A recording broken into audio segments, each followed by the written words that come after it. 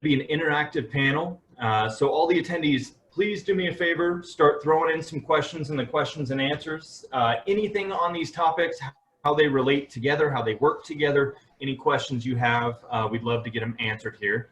And to start the first round, everyone's introduced themselves throughout theirs, but what I want to ask is, in your area of expertise, if you had one piece of information or one piece of advice to give people moving into this new normal, post-COVID, maybe not so many people through the door, what would your one piece of information be? So I'm going to kind of go in the order that we started off this morning. So Erin, would you mind jumping in first? And what is the one piece of information on social media you'd give?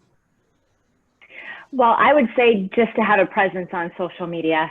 I think if you're not on social, it makes it look like you're not relevant.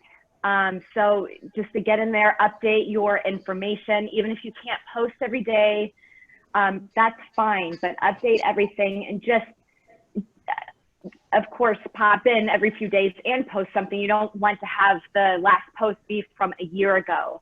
But this applies to the new normal, and it applies to how it would have been before anyway.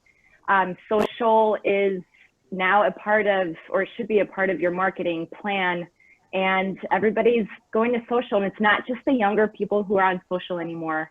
It's it keeps widening. More and more age groups are signing up for social media, so just to have a presence is very important. Thank you. And as I'm taking over Steve Molly's part on kind of the advanced social media and strategy behind it, my one piece of information would be to invest in the social media. You don't even have to do much. Do a few A/B testings. Throw $10 towards this ad, $10 towards this ad. See what your engagement gets you, and see how the wording and the images that you use, changing them up.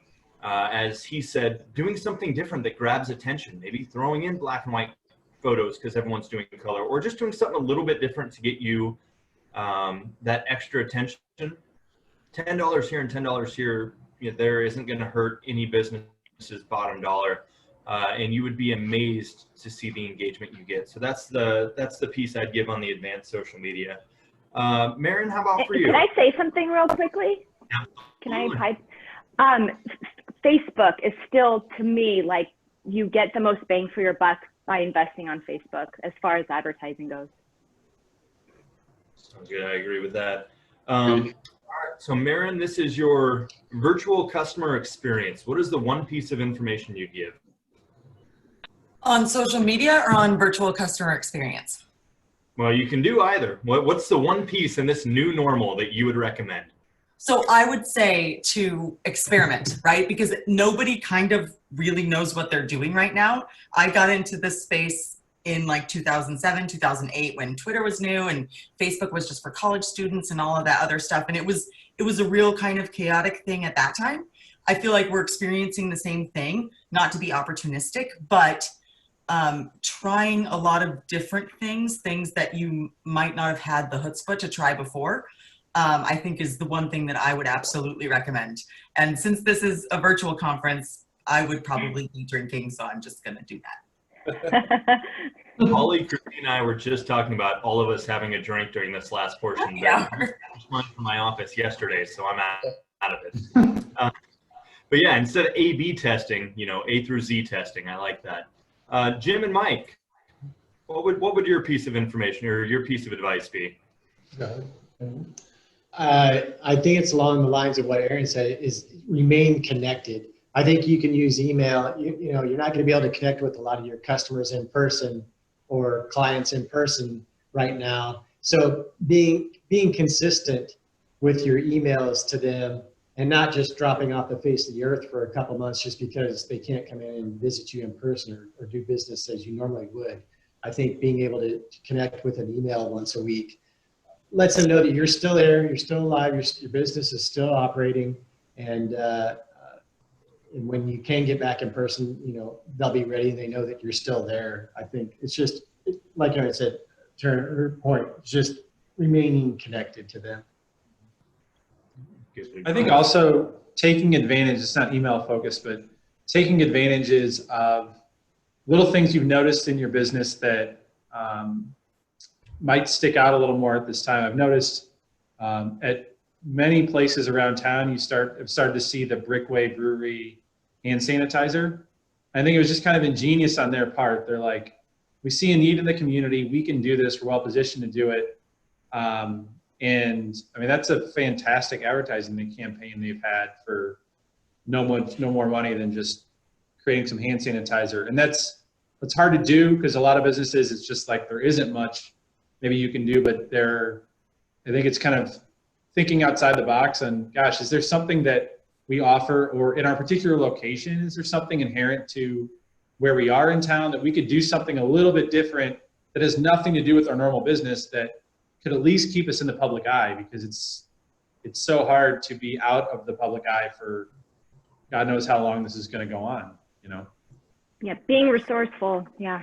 Exactly. Every marketer will know this phrase right here. What is your key differentiator? And that right there is it. What can you find that's the one thing that sets you apart from everyone else in the industry that you can really grab hold of and grab that market share? So Corey, last but definitely not least, what do you got for us? I would definitely echo exactly what everybody said in terms of, testing. None of us, we can make educated guesses because maybe we work with multiple clients right now and we've been watching this process, but there's nobody out there right now that's an expert at how to handle COVID. And we don't know exactly how it's been said too. We don't know how long this is going to go on. So being flexible is a big thing. And then just kind of educating yourself. Unfortunately, a lot of us probably have a little bit more time on our hands. So not just letting that go to waste. It doesn't mean you have to pack all your hours that you normally would have been learning, because that could be overload too. But there's a lot out there for the existing COVID period that you can take. Ideally, if things go somewhat back to normal, or even if it is the new normal, just educating yourself on resources that are out there. There's a lot of free resources out there. So don't let your time go to waste, and don't be afraid to be a little bit, to test and go outside of your comfort zone a little bit more, because everyone's outside of their comfort zone right now. Yeah, exactly. All right. So we have one question come in here, and this can kind of go across to everybody's area of expertise. What are the advantages and disadvantages of building a campaign or one-offs? So whoever wants to start, you can go ahead and we'll go from there. Go ahead, Maren. Well, we do build campaigns for all of our clients every month. And I think the advantages to a campaign are that it's integrated, right? So if you have all of the disciplines that marketing encompasses within your agency, your clients can take advantage of that. The disadvantage to it is it takes planning and it takes time and it takes a bit to see results, right?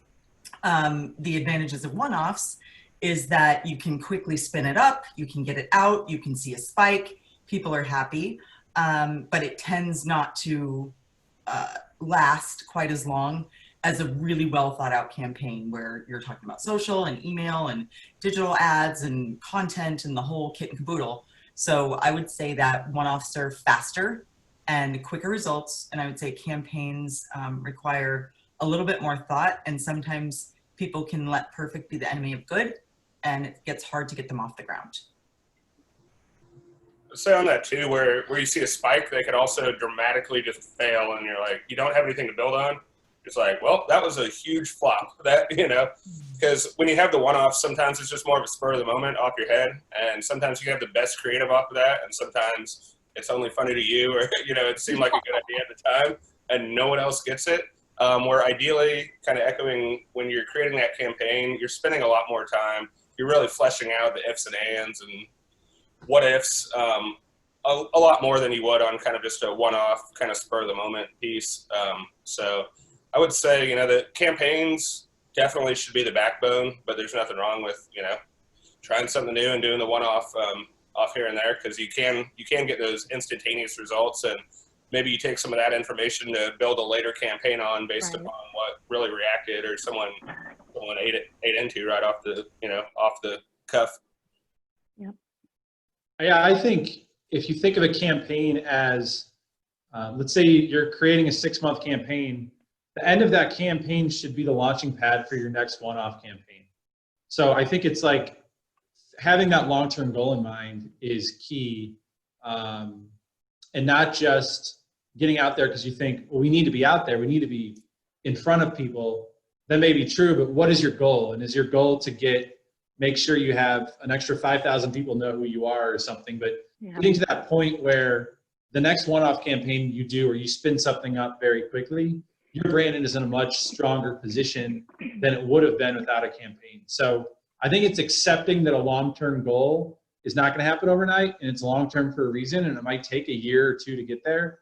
But keeping that in mind and not being afraid of small failures on the way, and knowing that there's a bigger goal in mind, I think is one of the things that we see with a lot of clients is we'll have to, it's reassuring people and saying, the ultimate goal is this though. I know we're down right now, but we think with the optimizations we're making and the changes we're doing and what we're looking at, we still can get to the ultimate goal because the campaign is built on a solid foundation. So it's having short-term goals, but also knowing the long-term goal can just take a while to get to.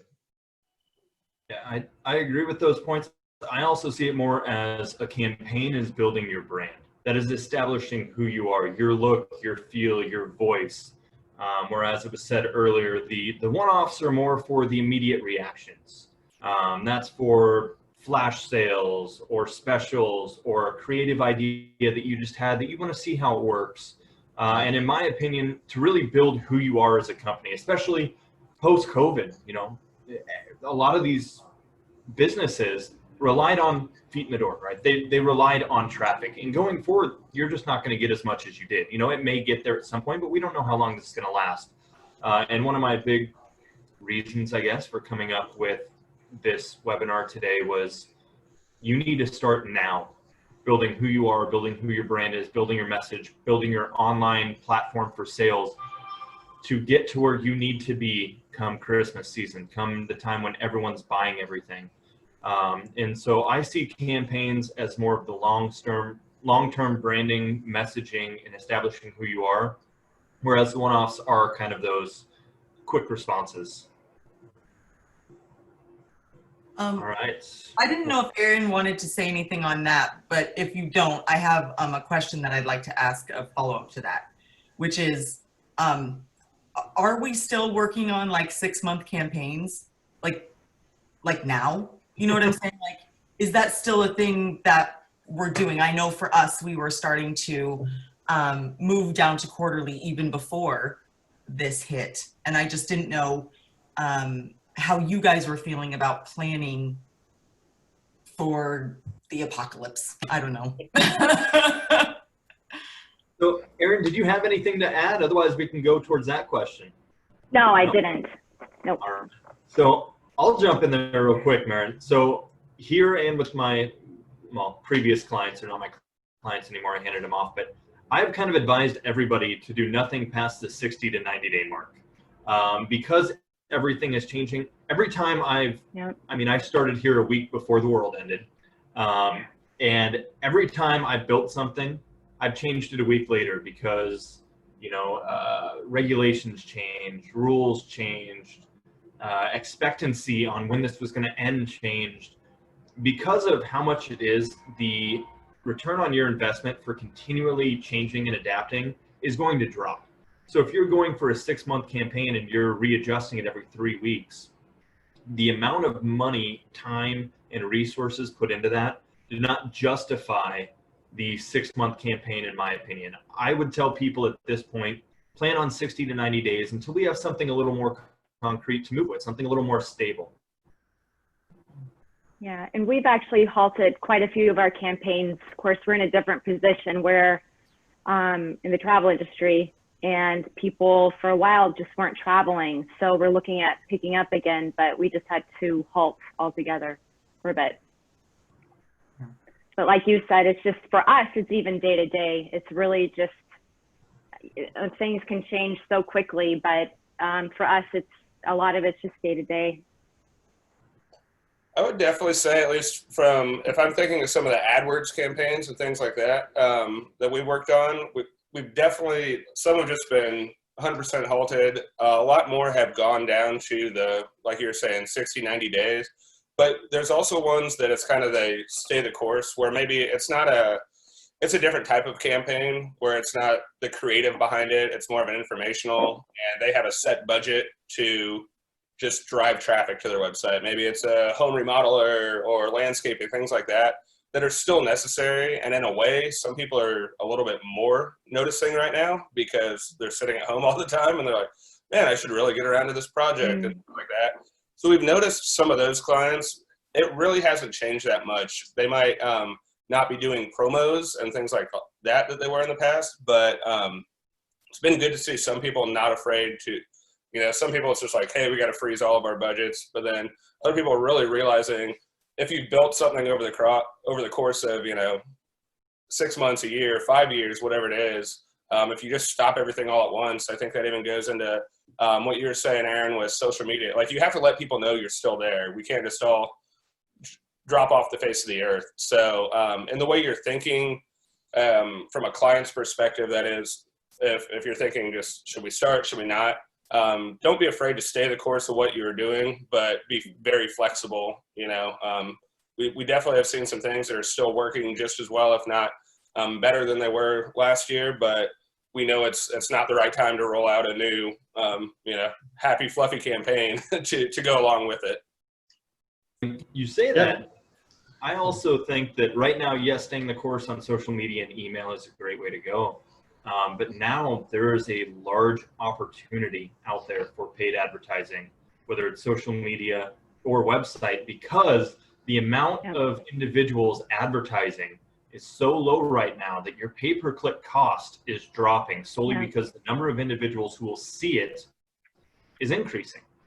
So that is one thing to weigh, is if you're looking at getting into it, if you're in that niche market, especially, if you're in something larger, maybe not, but if you're in a niche market, now may actually be the perfect time to start testing, not doing long campaigns, but testing and getting involved and starting, to brand for your future, because the cost is going to be cheaper now than normal. Yeah, 100%. I mean, like we all kind of spoke about any sort of A/B testing, A/B to Z testing.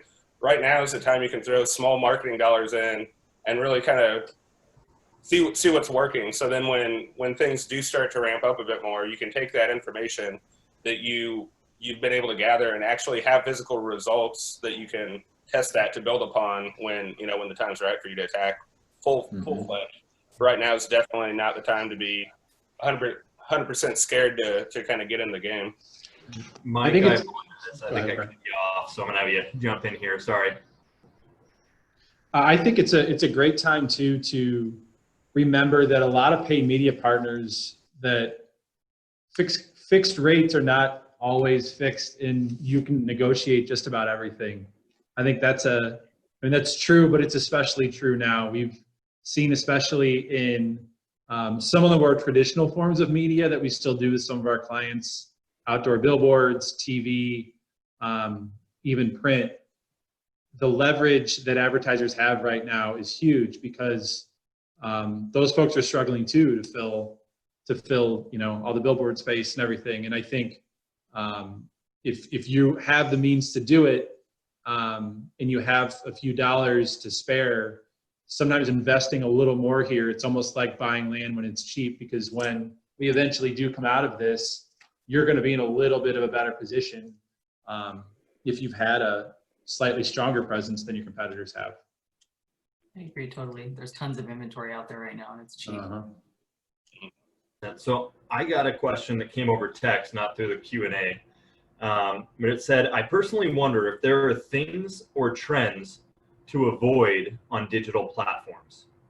So I can start this off by saying, first and foremost, if there's a trend on Twitter or Instagram or whatever, and you try to include your business into it, make sure you know what that trend is and you're not just jumping on a hashtag.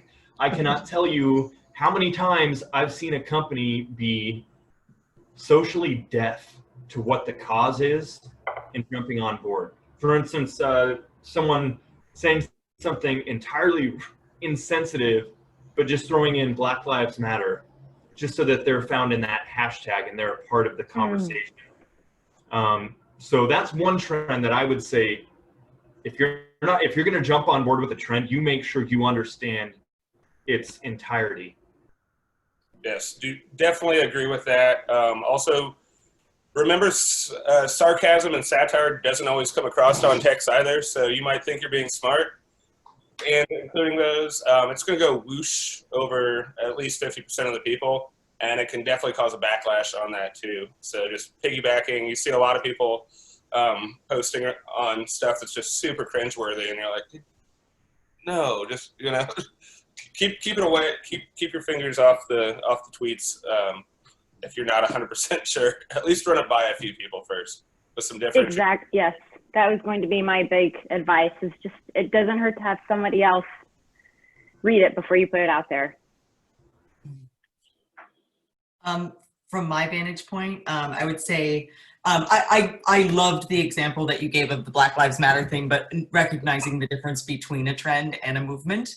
They're like, no, I'm not saying that in a way like that, but that person didn't, right? They didn't recognize, oh, this isn't a chat about PR on Twitter.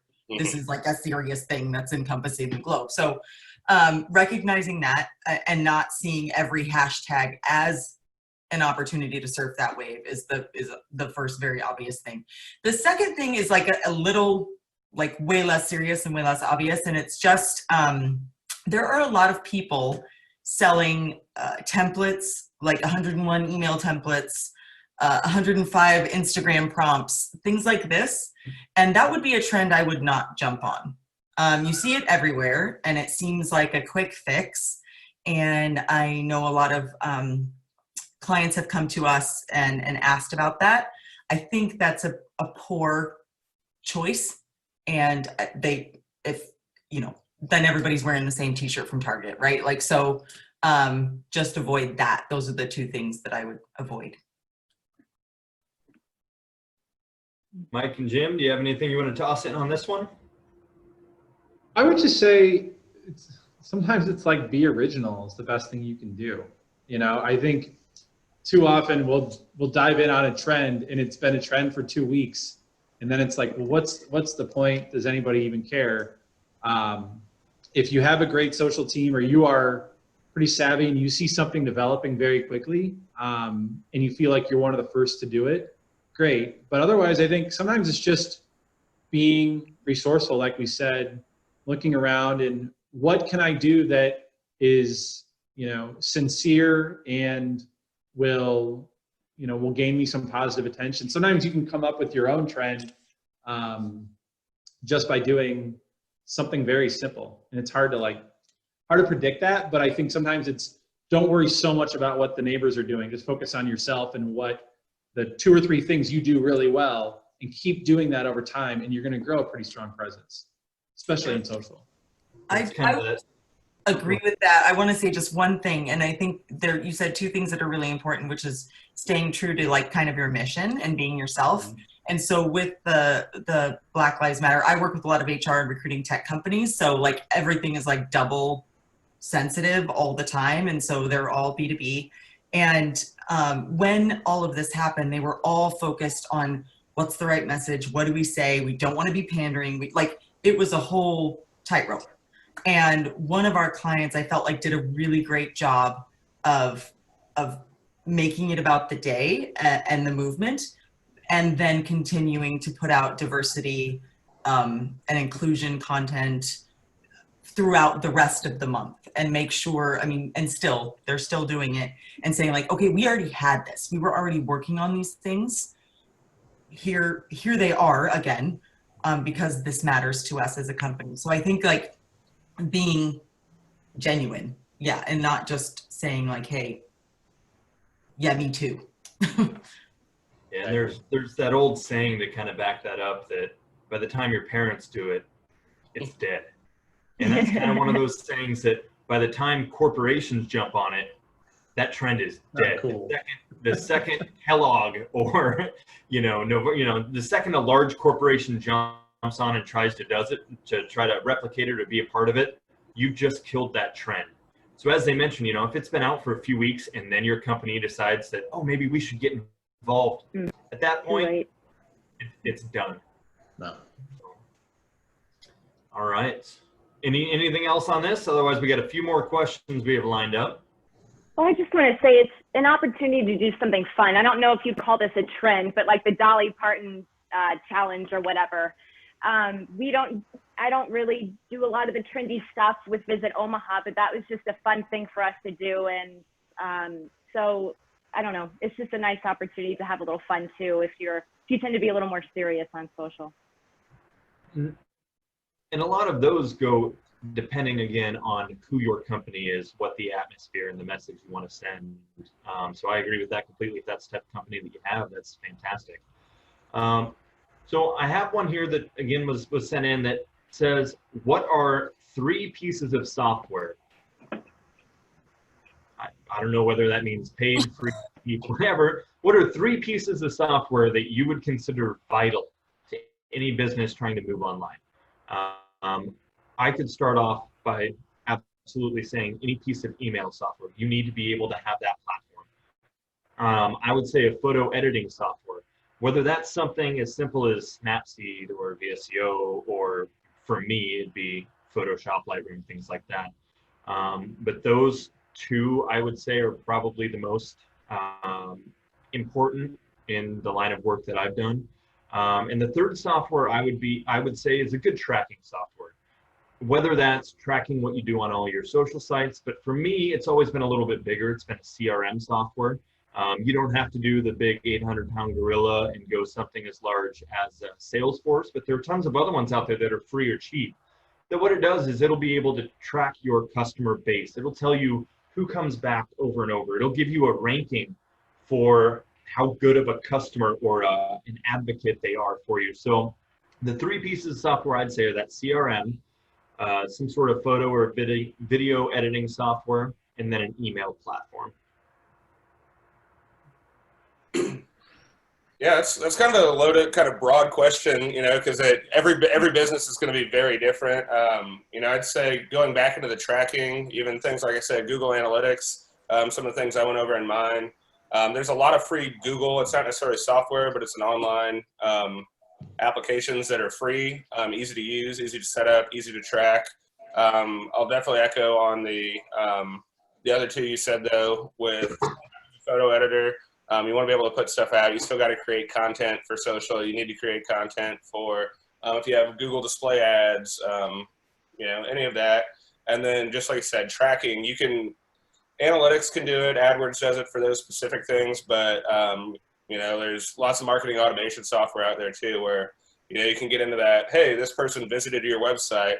Once they visited your website 2 times and visited this page, and you already have them in your database, let's fire off an email. That's work that you don't have to do. Some of the automation aspect of it. I mean, it takes the setup work, but a lot of times people don't know what to do with that data. So looking into some type of marketing automation software as well can be very beneficial for kind of that, just set it and not forget it fully, but it can do a lot of that day-to-day work with you. So if you're like, man, I wish I could follow up with people that visited this page on my website, never ordered. You know, there's software, there's plugins that can go out there and shoot them a promo code, or, hey, we noticed you left this item in your cart, or, hey, we noticed you visited our about page 3 times. Let's have a phone call, things like that. I think some of the automation software gets overlooked a lot as well to kind of get the ball rolling without you having to sit down and micromanage every little piece of data that you have. All right, Jim? I think one thing, it's not, I wouldn't necessarily call it software, but we use Google Trends all the time to make simple things, simple suggestions to our clients. And it's just a great, in a way, a survey of the entire world. One example would be if, you know, let's say you're wondering when, I don't know, you're a pizza shop and you can go on Google Trends and look at, like, you know, pizza delivery and see literally when people tend to order, what time of day, what day of the week, what parts of the country they do it at certain times that are different. That's a pretty obvious one that you might know if you own a pizza place, but there's a lot of things you can do to figure out, like, what are people interested in when are they interested in, and how could I tailor my campaign to better reach them? Sometimes it can find some really interesting insights, and it's free, super easy to do, google.com/trends. We use it all the time. Cool. Erin, anything to add on this? You know, a good social monitoring software, I guess you'd call, I don't know if you'd call it that, but Sprout is great. We do have a paid version. So it's been a while since I tried the basic version, but just as far as monitoring social, creating reports, and also scheduling your social, it's a great resource, Sprout. I think I'm going to cheat, but I'm going to follow the rules. So if there's only 3, then it's Google, which counts for like email and sheets and Drive and trends and analytics and AdWords and the whole kit and caboodle, and Google Data Studio, which you can totally make amazing reports in. That's one. And then the next one would probably be, if you don't know anything about anything and it's just you, Canva, right? Like I love Sketch, I love Adobe, but like Canva is the thing that like everyone could use, like my kid. Yeah. They have like templates for like literally everything.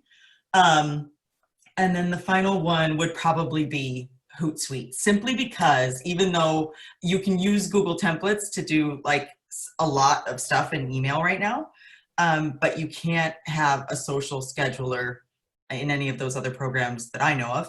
And you can make really long like LinkedIn, Instagram, Facebook posts that almost take the place of an email. I totally agree with you guys from Bozell that email is definitely not dead, but I feel like if I only had 3 tools on a desert island, those would be the ones. So the funny part is we got a follow-up question in the middle of that was, what are some other free things out there, such as it was Canva, free or cheap, Canva, Fiverr, or Google Trends. What are 3 other, those are 3. What are some other free or cheap services out there that you'd like? So you guys kind of nailed it in the middle of it. Yeah. Oh, I think a lot of it too goes, sorry, go ahead. No. I was gonna say there's a lot of like freemium stuff too. It's any of the Hootsuites, there's a lot of them that offers enough to dip your toes in, see if it's something that's gonna be useful for your company. And then you can upgrade your account if you feel like it's not robust enough. I mean, there's so many out there anymore.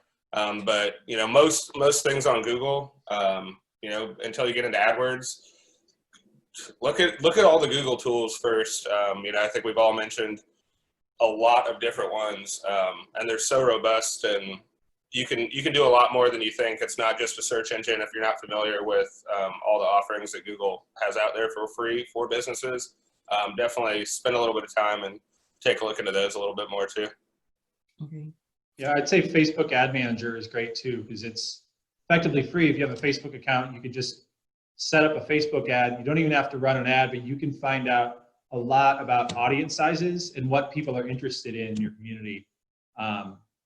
It's a great planning tool if you're looking for ideas on what to put in your ad, what to say.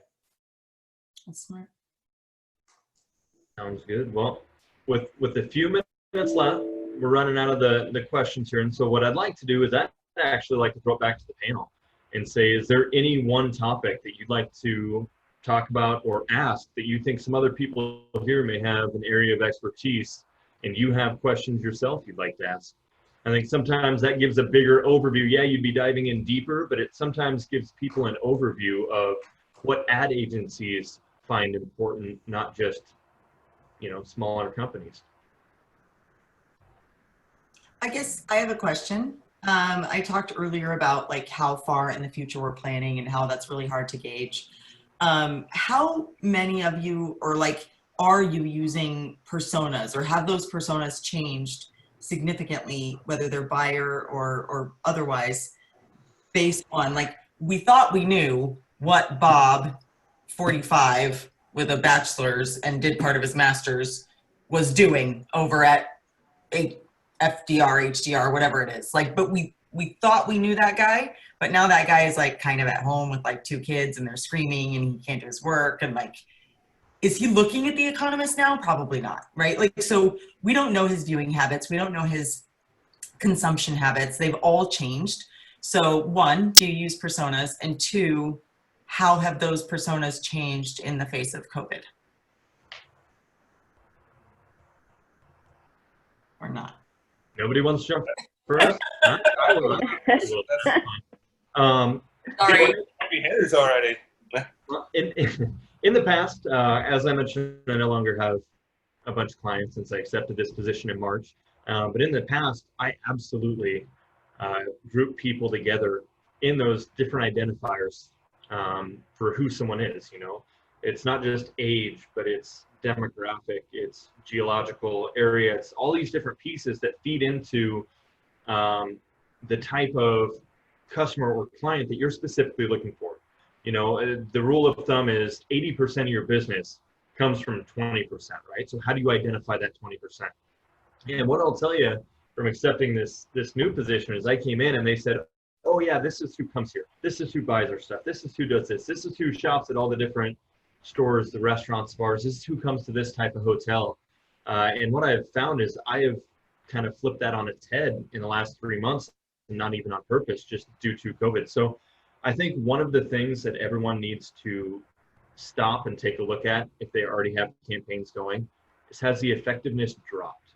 And if the effectiveness dropped, how can we pull back, do a little bit of testing, and find out what we thought we knew, how that's changed? So I guess to answer your question, yes, I would still go off of various different personas, but only in the sense that that's your baseline for now. I think we need to continue to evolve as marketers and as businesses to find out the new areas, the new corners that, you know, we can reach to pull that little bit extra business that'll help us get by during these tough times. I would say one thing too with let's say if you already have been doing Google Analytics, it's a little bit harder to say, hey, I just learned about it, I'm starting today. But if you've been doing it over the last year, you kind of already can get some of that information, and there's those personas out of there where you can say, okay, if the bulk of our users were 24 to 35 females, and now they're trending older versus this year versus last year, there's a lot of historical data that you can go in and do comparison kind of analysis on and see what's changed. So kind of going back to what you're saying there, Brian, too, don't just say because this is what it was, this is historically how it is. You know, COVID doesn't have a history, so we have to look at what data do we have and what do we know about these personas, and then look at if you have that data available, where was it then, where is it now? Has, you know, the average 45-year-old male stayed the course? Maybe where the 45-year-old female is no longer interacting or trending the same way, and it's skewed towards a younger and older demographic or, you know, geolocation, or people leaving the area that are looking out of it. You know, maybe now instead of all being centrally located downtown, we're starting to notice users, you know, further on the outskirts. Is that a permanent trend, or are they somebody that's like, I'm not trying to be in the city and be active when this is going on, so I'm going to go hang out, you know, at my family's ranch or something for 2 months, things like that. So if you have data, look at it and see how it's, you know, I think you'll find some things are always going to be consistent and kind of stay the course, but there's going to be a lot that's changed. And if you have access to that data, use it to your absolute full advantage. Not fully answering your question there that you started off with, but it just kind of made me start to think of that when you two were speaking on that. Yeah. I think one of the things is to answer your question, yes, we definitely still use personas. And for some clients, they've changed a bit. And the biggest way they've changed is our message. We've tried to be more, well, obviously, definitely more sensitive, and being more sensitive to everybody's life has changed so much. But I don't think we've changed the messaging as much as we've changed a lot of the media, because at least from what we've seen in some of our research and just reading eMarketer and some trades, is that people's consumption habits have just gotten more extreme. Whereas they used to commute, you know, 5 hours a week, now they're commuting maybe 1 hour a week because they're just going shorter places. So cut down on some of our outdoor focused advertising or more commute focused advertising, but they're spending an extra 3 hours watching online video. So shift dollars there. So it's not necessarily change the persona, but I think it's reacting to the person's eyeballs and their mind is physically in a different spot. But I think it's still too early to know if people's fundamental perceptions and fundamental attitudes toward life in general have changed. I think depending on the product, I think sometimes the need for the product is still there. It's just that it might not be as accessible at the moment, and you have to be patient. But I think if you're true to your brand and you believe in what your brand does and sells, you don't want to react too quickly to change that fundamentally. But it really just depends so much on what your brand is and what you're selling and who you are, you know. I think I would agree with that. The thing is not the persona changing so much as the channels used to reach them, right? Because like you said, like you're cutting down on maybe outdoor advertising. We might cut down on podcasts because people aren't like listening to them during their commute or whatever. Exactly. And I think that what I'm wondering is like, is it even worth it to build in those sort of interim, this is what we think, this is how we think X, Y, and Z is going to react to this current situation when it could revert straight back, right? Like things like retirement income, things like job security, those things don't fundamentally change people, but they change people's outlook at a very specific time and place in history. So I was just curious. I haven't figured it out either, in case you're wondering. Well, with just a few minutes left, what I'd like to do is kind of I'll go in that same order we went for the presentations today. And I want to give you each just a minute or two to kind of give a plug about your company, who you are, and how you'd like to help those that are either attending this webinar or watching it at a later date. But really what you or your firm does that you feel can help out the businesses here in Omaha. Erin, I don't know if this is something you want to tackle since it's a little bit different on you than everybody else, but I'll pass it on to you and let you decide. Yeah, I'll probably be a little quick. Yes, I'm with Visit Omaha. We're the Omaha Convention and Visitors Bureau. Our target market or audience really is visitors. However, as of March, it's shifted a lot toward the locals. We become a resource for locals, but I guess all along we've been a resource for small businesses, and we really want to push out local restaurants and local retailers on social and in our advertising. So I mean, whether it's to be on our website or to be featured on our social channels or to get help with your own social presence, we are happy to help in any way. I would like to see Visit Omaha be your resource for any help in those areas. I feel like I'm going in circles now, maybe, but please feel free to reach out to me. I'm Erin O'Brien, eobrien@visitomaha.com. If you have any questions or would like to just know what else you could be doing to attract visitors. Perfect, thank you. And Maren, how about for you in Red Branch? So yeah, I'm Red Branch Media CEO, Maren Hogan, and we are primarily a B2B marketing and advertising agency. We do have about 85% of our clientele in the HR and recruiting technology space. However, as this has happened, we've been branching out into all kinds of things. So we are sort of tentatively putting our hat in the ring when it comes to B2C stuff.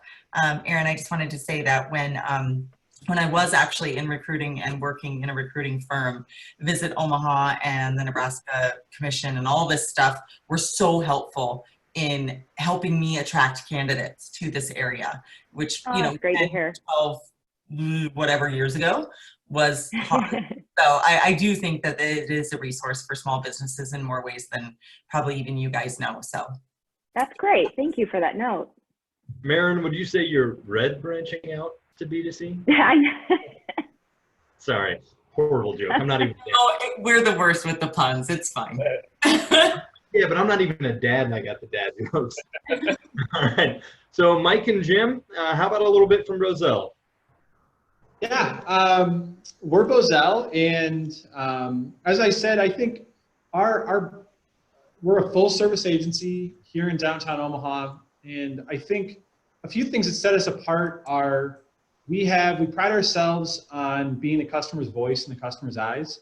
So we'll come in and we try to take a consultant style perspective, because we can create an advertising campaign for you, we can create a TV spot, we can work with you on crisis communications and doing public relations coaching, and then kind of everything in between. So we can be a PR firm, we can be a creative agency. What we try to do is understand what is your business? What results do you want to get? Do you want to grow revenue? Do you want to find just more customers? What do you want to do? And then building a campaign that is focused on business results, but is centered on the customer. So doing a lot of research on what are people actually thinking, doing, what do they want to see? What do they want to see out of your business? And focusing that way. So in a way, we're like an advertising agency that works as a consultancy, and we want to get in and work side by side with you as a business owner. We want to do good too. We have a motto here that we want to inspire brands that aspire to change the world. So we've had a focus recently on working with partners, no matter what type of business they are, that have a focus that is a little bit higher than just the bottom line. They want to do something bigger and better for the world, and their brand means something like that. So, and that can be a lot of things, but it's something we're proud of, and we would love to work with anybody. We have a ton of Omaha clients that we'd like to just continue to focus here in Omaha and expanding out through the Midwest. So that's us. Thank you. No? All right. Well, then we'll head last over to Corey, the self-described technological badass with Rebel Interactive. Self-described. That literally is in his bio right there. I get help with writing bios. That's not my knack now. So yeah, I work for Rebel Interactive. We're located right there on 13th Street, right in downtown Omaha. Been an agency for 21 years. We're all about branding. We do branding workshops. We do digital branding. We create brand enhancing assets. But we're also an interactive agency. We handle all things interactive, from your website to your social to mobile apps, a little bit of everything. Kind of in the same vein as Bozell, we also really pride ourselves in working with people that want to make the world a better place. We're not trying to just go out there and work with whatever. We love our nonprofits. We love our local companies. We're kind of based out of COVID's made us even more fluid with this, with me being in Austin. We also have some foothold in Okoboji, but we're 100% at the core an Omaha business, and we love to help out local companies. And yeah, this has just been a blast too. I want to thank everybody on the panel. Thank you. Yeah, thank I also you. want to make sure that I reach out and say thank you to all panelists and all attendees. Obviously, the attendees have been going up and down all day, depending on which section it is. But the beauty is these will all be online. These will all be emailed out. These will all be followed up, so people can